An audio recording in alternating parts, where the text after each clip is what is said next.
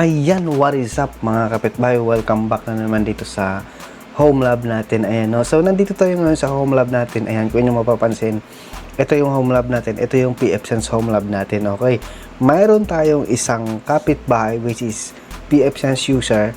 May gusto po siyang ilinawin or nagtatanong po siya sa akin kasi ganito po yung senaryo.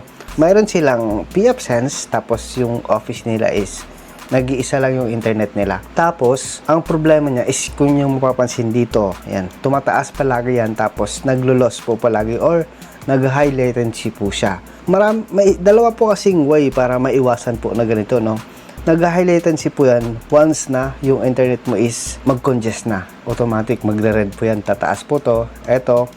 Ayan. Ang gusto niya is paano daw yun maiwasan kasi kapag nag-high latency, yung PBX nila which is dito dumadaan yung internet or yung isa nilang naka IPsec tapos yung branch office naka-connect sa kanila through IPsec tapos yung phone nila kagaya rin sa amin na naka local to local. So dalawang PBX nila naka-set up point to point from branch to main office. Ayan. So ang nagiging problema po niya is kapag nagko-congest yung kanyang internet naapektuhan yung voice niya which is nagcha-choppy po. So, madalas sa mga call center company, importante talaga ang voice. Yan, kasi once na nag-high latency yung isang computer or yung isang internet connection, automatic magcha-choppy po yun. So, yan yung tinatanong ni sir, paano nga ba niya i-limit or paano niya i-bandwidth management which is para hindi mag-high latency or hindi ma-congest yung kanyang internet. Tapos, kung paano nga ba i-priority yung voice dito sa ating PFSense firewall. Alright? So, kung yung matatanong, di ba, doon sa sa Microtech, meron tayong tinatawag na queues. Pwede ka create doon ng total bandwidth na binigay sa iyo mismo ni ISP provider mo.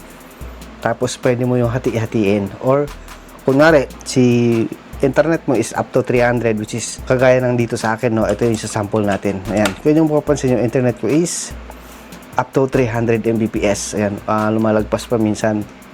Pero, naka-burst lang kasi yan. So, up to 300 lang talaga yan, no? Yan yung papansin yung upload ko. Ayan, umaabot ng 200 or 130. Ayan. Kapag naubos yan, kunyari, sobrang dami ng user sa network mo, pag naubos yan, automatic, mag-high latency po yan. Magta-traffic po yan. Kaya magpupula to dito sa taas na to. Yan. Tapos, matik yun maapektuhan yung voice mo. Alright? Ayan, kaya let's go. Ituturo ko sa kanya kung paano nga ba mag-set up dito sa PFSense. Kung paano mo i-priority yung voice, paano mo i-priority yung mga gaming o yung mga ibang klaseng site na gusto mo na mag-priority. Okay? At saka, kung paano mo lagyan ng allowance yung internet mo. Kumari, yung internet ko ito is up to 300, diba? So, ang gagawin natin is, kunyari, ang ilalagay natin is up to 280 lang. Tapos yung 20, nakalaan po yun para hindi ma-detect ni ISP na nagko-congest. Para si PFSense mo mismo ang magkocontrol na para hindi ma-congest yung internet mo. Yun. Tapos yung kumari, up to 280 lang ilalagay ko. So, ang gagawin natin sa 10 MB, yun yung ilalaan natin sa voice para hindi mag-choppy yung voice. Like, for example, kahit maubos ng mga local user yung 280 na yon. So, may nakalaan pa rin na 10 Mbps dun para sa voice. So, ang mangyayari, hindi siya magko-congest or hindi magcha-choppy yung calls mo. Alright, so let's go. Dito lang po yun, no? Punta ka dito sa firewall. Ito yung use ng tinatawag natin na traffic shaper. Okay, pag kinlik mo yan, ito kahit PFSense license or PFSense community, same lang po yung process na ito. Alright? So, let's go. Pupunta tayo dito. So, ang magiging kalalabasan nito is magiging by queue siya. Alright? So, let's go. Punta ka dito sa wizard. Yan. Tapos, nandito sa option, makikita mo naman dyan eh. Multi-LAN or one ka ba? Yan. So, kunwari, tatlo yung internet mo or dalawa, siyempre isi-select mo to. Ayan. So, dahil nga naka-multi-LAN tayo, so isi-select natin to. Traffic shaper. Ayan. So, ilalagay mo kung ilan yung number ng LAN mo o ng WAN mo. So, isa lang. So, dahil nag-iisa lang yung internet natin. Dito sa LAN, dahil may bilan tayo, ilalagay natin 2. Dito sa inyo na po, kung wari, bilan mo is 10, lagay mo dyan 10 para mag-effect sa lahat or masasama siya doon sa traffic shaper na i-configure mo. Kasi pag hindi mo yan dyan nilagay, isa lang yung malalagyan niya. So, dapat ilalagay mo rin lahat. Okay, so dahil dalawa yung LAN natin, kung yung papansin, yan, may Wi-Fi bilan tayo. Testing lang to dito sa home lab natin. Next mo lang yan. Yan, next. Ayan, siyempre, dito sa setup connection speed scheduler, siyempre sa LAN yan. Okay? LAN. Setup connection, yan. Yan, lalagay mo rin yung VLAN mo. Yan, tapos, eto, ang pinipili ko rito is eto. Yan. Eto mga kapitbahay, kung hindi mo alam meaning nito, medyo mahaba explanation nito niya.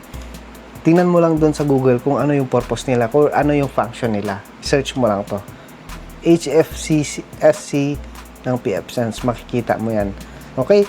Dahil dito, kung yung mapapansin, setup connection speed LAN 1, LAN 2. Dahil nga, dalawa yung nilagay natin, kaya naging dalawa. So, kapag yung 1 mo, o yung internet mo, dalawa. So, ang lalabas yan is 1, 2, at saka 1, 3, 1, 4. Kaya nagdidepende yun. So, ito dahil 1 lang, so isa lang talaga. Wala nang option.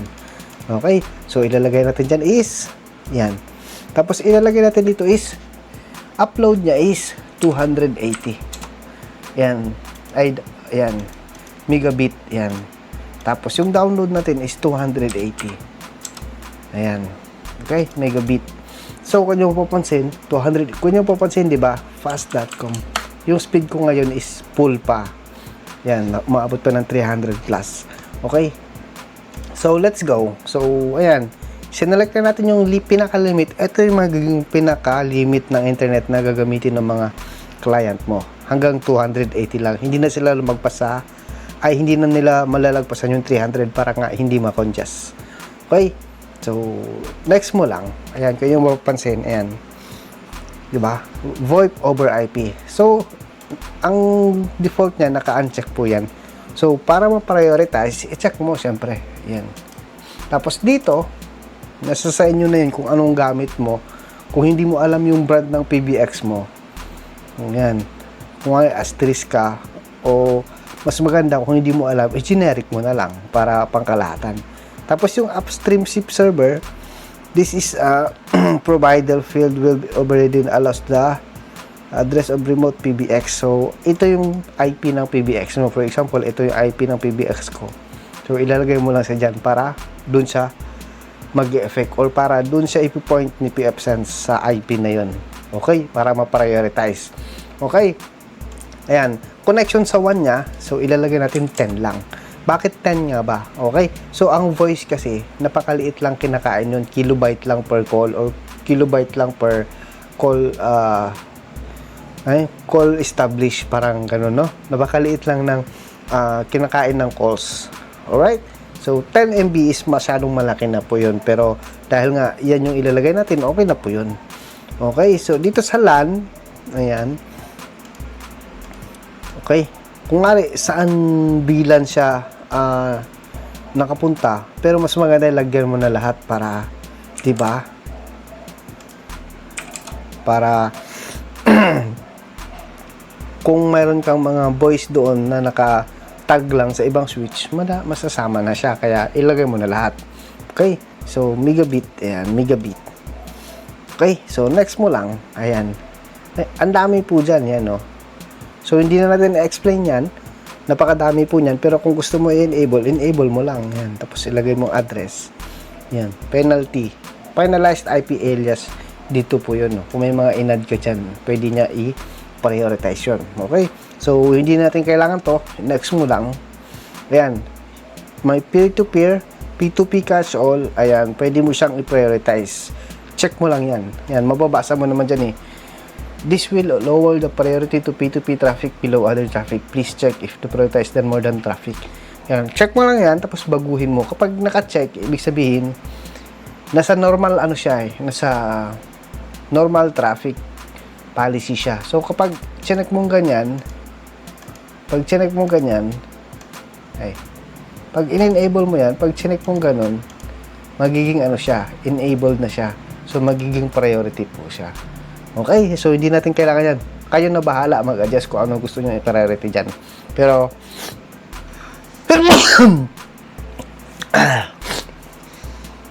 Dahil nga ang pinaka-main topic natin is yung kanyang voice. Okay, so next, ayan, pwede mo siyang enable yung mga games. Ayan, marami po dyan. I-enable mo lang dyan. Ayan. Okay, so this will raise priority of gaming traffic to higher than most traffic.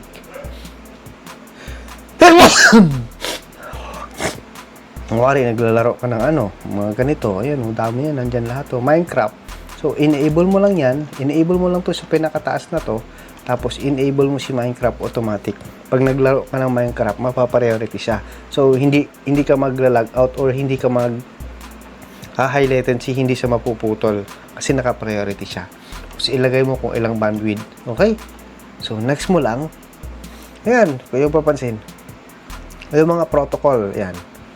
Marami po dyan. So, enable, yan, nakalagay lang siya is default priority. Kapag in-enable mo yan, pwede mo siyang ilagay high priority. Ayan, pili lang po kayo dyan. Kuwari, may VPN kayo, enable mo lang. Ayan.